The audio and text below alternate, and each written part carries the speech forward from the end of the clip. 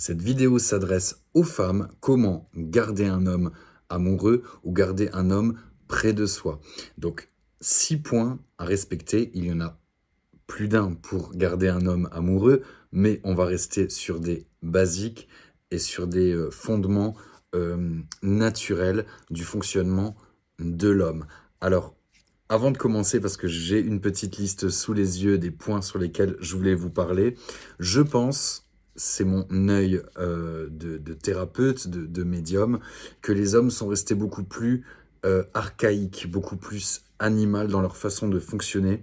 C'est pas qu'ils n'ont pas évolué, peut-être qu'ils ne veulent pas tout simplement, mais c'est qu'ils restent assez enfantins, assez instinctifs, beaucoup plus que les femmes qui, c'est vrai, ont beaucoup plus de pression sociale en fait que l'homme. L'homme est malheureusement encore le sexe fort dans beaucoup de croyances populaires.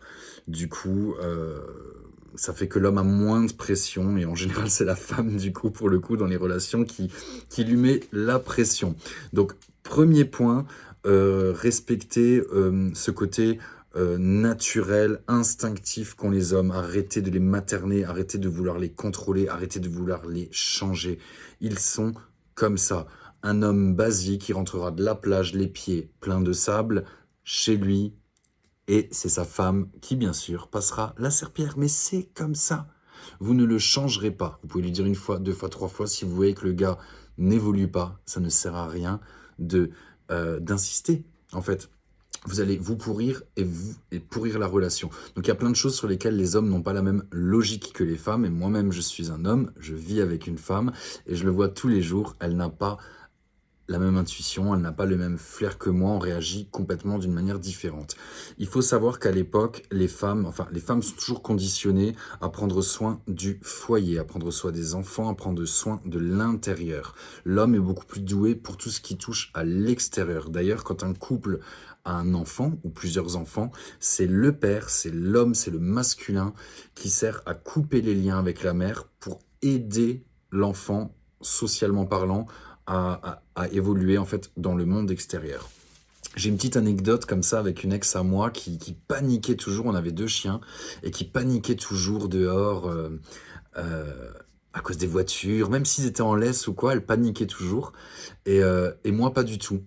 Et en fait, on fonctionnait pas du tout de la même manière, c'est-à-dire que quand je l'ai observée, je voyais qu'elle fixait sur les chiens et elle ne faisait pas attention à ce qu'il y avait autour. Or que moi, mes sens, instinctivement, l'homme est programmé comme ça. L'homme est programmé pour chasser.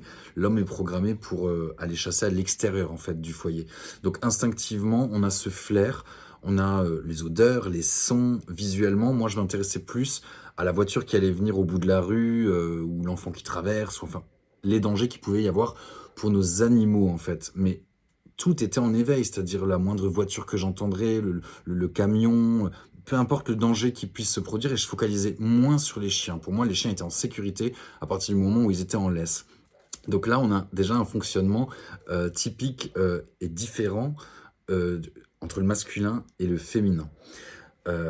Et ça se retrouve aussi dans le foyer. L'homme va être beaucoup plus laxiste, alors que la femme va protéger le foyer, soigner le foyer, etc. C'est une grosse généralité, hein, parce qu'il y a des hommes aujourd'hui qui aiment faire le ménage, qui aiment faire la cuisine, qui aiment entretenir leur intérieur. Donc c'est une grosse généralité que je fais, mais instinctivement, un homme sera plus doué pour tout ce qui est en rapport avec l'extérieur, et la femme sera plus douée pour tout ce qui est en rapport avec l'intérieur, le foyer. Donc, en couple, je parle pas des relations extra-conjugales, je parle pas des relations si vous attirez des hommes mariés, des choses comme ça. Je parle vraiment d'une relation sincère, d'amour, qu'on vive ensemble ou pas, mais en tout cas, voilà, d'un couple exclusif voilà, exclusif, qui vivent ensemble ou qui sont unis, moralement, dans la vie de tous les jours. Donc, je ne parle pas des plans cul, je ne parle pas des histoires passagères, je ne parle pas de tout ça. Je parle d'une histoire où il y a un minimum d'amour réciproque. Voilà. Donc, premier point. Le premier point, je l'ai vu avant, mais c'était un petit aparté sur le fait que l'homme est naturellement et instinctivement naturel, en fait, quoi. Il est plus spontané qu'une femme. Donc ça, c'était vraiment un aparté. Ça faisait pas partie des points de ma liste. Euh, Trop d'attentes, trop de désirs. Stop. C'est pas parce que vous partagez votre vie ou pas, hein, c'est pas parce que vous êtes en couple que vous devez penser constamment la même chose. Alors, moi, la phrase qui dit les opposés s'attirent, oui et non. C'est-à-dire que tant qu'on a des blessures à venir guérir en soi, on attire les opposés pour justement venir guérir ces parts de nous.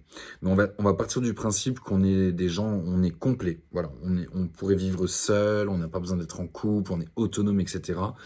Euh, Trop d'attentes, trop de désirs, tue le désir en fait. Euh, L'autre, que ce soit maintenant si tu es un homme et que tu regardes cette vidéo et que tu es avec une femme ou inversement, ou les couples lesbiens, les couples homo, peu importe, trop d'attentes de toute façon dans le couple tue le couple. C'est-à-dire que on partage sa vie. On partage sa vie avec son identité propre. Il y a trois entités en fait dans un couple. Il y a le couple, et il y a toi, et il y a ton chéri. Donc il y a trois personnes, trois énergies de qui il faut prendre soin. Donc trop d'attentes sur le fait, par exemple, que ton homme doit passer plus l'aspirateur, ou doit plus ranger son linge sale, ou doit plus cuisiner. S'il ne le fait pas instinctivement, cocotte, il ne le fera jamais, tu vois. Donc là, je te conseille de faire une lettre à l'univers, ou de commander un autre homme, ou tout simplement de quitter ton homme actuel s'il ne te convient pas et de passer à autre chose. Cesse de vouloir contrôler, cesse de vouloir le changer, cesse de vouloir d'avoir trop d'attentes en toi, cesse l'attente. Donc ça, c'est vraiment le premier point. Je suis désolé, j'ai mon téléphone fixe qui sonne, ça doit être les pubs, mais je ne recommencerai pas la vidéo. La flemme. Donc, restez naturelle et instinctive. Voilà. Trop indépendante ou trop soumise, c'est pareil. Trop indépendante, ça ne plaît pas aux hommes. Les hommes sont des chasseurs, les hommes ont besoin de séduire, ils ont besoin que vous soyez vulnérable. Donc ne jouez pas la comédie non plus là-dessus. Soyez pas non plus la petite victime, la petite gazelle qu'on a envie d'aller chasser. Après, tu fais ce que tu veux, mais restez naturel. Restez qui vous êtes et vous attirez l'homme qui vous correspond. Ça sert à rien de surjouer un rôle ou d'être excessivement dans la séduction, etc.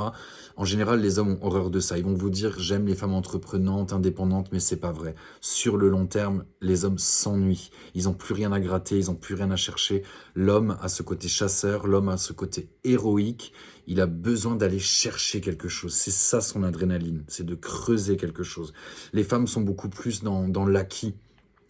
Ah, mon homme il fonctionne comme ça, ok, ma maison est bien rangée, patin couffin. Voilà, on est plus dans quelque chose d'acquis dans le féminin, que l'homme a toujours cette recherche de, pas forcément de nouveauté, même si c'est vrai, il y a cette recherche de nouveauté, mais il y a cette recherche d'adrénaline en fait, hein, qu'il avait à l'époque en tout cas, où il allait à la chasse à l'extérieur et qu'il chassait le sanglier, il avait cette adrénaline là. Donc c'est pareil en amour pour l'homme, il est resté très archaïque. Donc ne soyez pas trop indépendante et pas soumise non plus, le juste milieu. Sachez dire non, sachez avoir du caractère, vous imposer, mais restez docile. Les hommes adorent que les femmes soient dociles. Voilà, donc ça c'était le deuxième point. Donc premier point, je répète, pas trop d'attente, pas trop de désir, ne soyez pas trop indépendante ou trop soumise. Troisième point, alors le sexe c'est important. 60% du couple, 80% du couple, peu importe comment vous voyez les choses, en général, vous êtes OK avec votre conjoint là-dessus, ça peut être 80%, on s'en fout. Mais c'est pas tout le couple. Le sexe est très important, c'est ce qui différencie la colocation ou l'amitié tout simplement. Donc c'est très important dans le couple, très très important. Maintenant, laissez faire monsieur, s'il vous plaît. Moi j'ai trop de clientes en voyance qui essayent ou en coaching, qui essayent de contrôler leurs hommes, qui essayent de les changer. Laissez l'homme, le mâle alpha que vous avez aimé, qui vous a séduit, diriger la relation. Si maintenant c'est un problème parce que votre homme n'est pas du tout mâle alpha, c'est-à-dire que c'est plutôt un homme tranquille, un homme doux, un homme patient, un homme léger, un homme linéaire, et que ça vous gonfle, changez. Changez. Vous voyez, moi je suis pas le thérapeute qui va vous dire rester avec cet homme à tout prix. S'il ne te convient pas, tu le quittes. Que tu aies des enfants ou pas, s'il ne te nourrit pas en tant que femme, quitte-le. C'est tout. Voilà, donc troisième point, cessez d'être dans la séduction. Alors il y en a qui ne le sont pas du tout. Attention, il faut un minimum de séduction pour séduire son homme, bien sûr. Des beaux habits, un dîner aux chandelles, je sais pas, il y a plein de manières de séduire un homme. Et c'est pas le but de cette vidéo, mais le sexe ne fait pas tout. Donc laissez-le un petit peu diriger. C'est pareil, petit aparté, là je sors peut-être du cadre de la médiumnité, du cadre euh, de la thérapie ou de ce que tu veux, mais les nanas, les crocs, les leggings troués, les gilets gris à fourrure, l'hiver, les plaids horribles, les pantoufles horribles de Disney ou je ne sais pas quoi, c'est pas possible. C'est pas possible. Même si ton homme, il s'en tape le coquillard, sur le long terme, c'est pas possible. Il faut que tu le séduises, ton homme.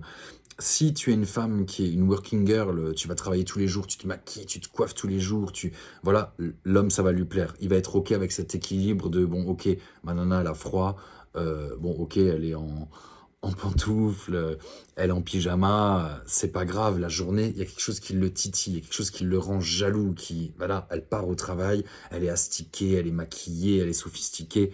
Voilà, s'il y a un équilibre là-dessus, c'est OK. Mais si tu es toute la journée parce que vous avez eu un enfant ou que tu es en arrêt maladie et que tu es toute la journée dans des tenues qui sont pas attirantes, et il y a quand même des vérités universelles sur le fait d'être attirante, hein, on peut être forte, on peut être maigre, ça c'est pas le souci, seulement reste attirante, un petit peu de maquillage, un petit peu de coiffure, un petit peu de parfum, tu vois. Séduis quand même un minimum ton homme, ne reste pas en pyjama toute la journée. Désolé, je dévie un petit peu parce qu'il y a d'autres choses qui me viennent en tête, donc la vidéo sera peut-être un peu plus longue, mais c'est pas grave, les conseils sont bons quand même. Quatrième point, du coup, la jalousie, la possessivité. Stop à ça, stop à ça. Si tu n'as pas confiance en toi, si tu ne t'aimes pas et que c'est pour ça que tu es jalouse et possessive, ne continue pas. Ou fais-toi traiter, va chez un thérapeute, fais un coaching, fais un travail sur toi, tu vois. C'est pas possible, la jalousie et la possessivité dans un couple, ce n'est pas possible. Prendre le téléphone de son conjoint parce que tu estimes que tu dois connaître son code du téléphone ou qu'il doit te le laisser si tu lui demandes, c'est déjà une preuve que tu n'as pas confiance. Quelqu'un qui a confiance ne prend même pas le téléphone de son conjoint. Tu vois ce que je veux dire? Voilà. Donc la possessivité et la jalousie, à bannir. Les hommes ont horreur de ça. Cinquième point, n'allez pas trop vite, ne soyez pas trop pressés. Les femmes pressantes mettent la pression aux hommes. Les hommes ont horreur de la pression. Je vous le répète, les hommes sont instinctifs, les hommes sont plus enfantins, sont plus naturels, sont plus spontanés que les femmes. Laissez-leur leur territoire, même si vous vivez ensemble, c'est important que les deux aient leur territoire, mais surtout l'homme. L'homme a besoin de s'enfermer dans sa grotte pour réfléchir, l'homme a besoin de ses temps seul. La femme aussi, mais l'homme encore plus. Donc cessez de vouloir être trop rapide, trop pressante, trop bousculante, trop contrôlante. Le trop de trop tue le trop en fait, hein. Donc pose-toi un jour avec un papier et un stylo, note les points sur lesquels tu penses que tu es de trop, que tu es excessive. Parle-en à ton conjoint, s'il te dit « Ah non, je trouve que pas du tout », c'est OK. Donc c'est peut-être une paranoïa ou un film que tu te fais, hein, tout simplement. Ou est-ce que c'est une vérité? Est-ce que ton conjoint a la même interprétation que toi? Est-ce qu'il te trouve trop de quelque chose? Ça, c'est à discuter avec ton conjoint. La discussion, la communication, un point très important dans les relations de couple. Le dernier point, donc, ça revient un petit peu au même que ce que je viens de dire, c'est laissez-le gérer, cessez le contrôle. Les hommes aiment gérer. Même si vous êtes avec un homme qui a pas trop de personnalité, pas trop de caractère, qui est plutôt passif, l'homme a quand même une part en lui, il aime gérer, il aime contrôler. Si la femme fait tout dans le foyer, si la femme contrôle tout, à un moment donné, vous allez vider votre bonhomme, vous allez éteindre la flamme en lui et donc éteindre le désir. Donc cessez de vouloir tout contrôler, laissez un petit peu votre homme diriger et faire à sa sauce. S'il fait quelque chose, par exemple la cuisine, à sa manière et que ça vous déplaît, ne lui dites rien. Prenez sur vous, laissez-le faire. Les hommes ont besoin d'énormément de reconnaissance, sexuellement, mais aussi dans la vie de tous les jours. Voilà, j'espère que ces conseils t'ont aidé. N'hésite pas à me laisser un commentaire, à me tenir au courant sur mon mail ou mon téléphone portable si tu as vu cette vidéo et que tu veux que je te donne des conseils ou des astuces. On peut faire aussi un coaching ensemble ou une lecture d'âme de couple, il n'y a pas de souci. Je t'embrasse et à bientôt. Ciao.